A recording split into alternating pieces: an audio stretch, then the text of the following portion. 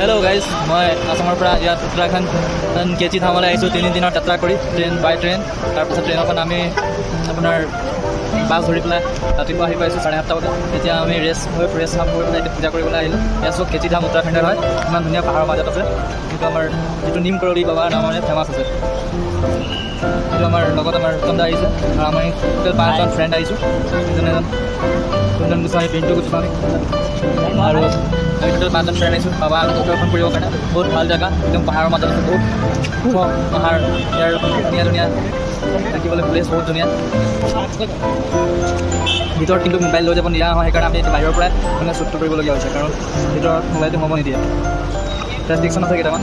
চ' আমি বাহিৰৰ পৰা ট্ৰাই কৰিছোঁ যে আমাৰ নেদেখা মানুহ কিছুমানে ঘৰত থাকি দৰ্শন কৰি যাব পাৰে। এয়া আমাৰ নিম কৰলি বাবা আশ্ৰম, য'ত তেওঁক হনুমানজীৰ অৱতাৰ বুলি ধৰা হয়। মানি লৈছে তেওঁ হেনো নেজো আছিলে অলপ।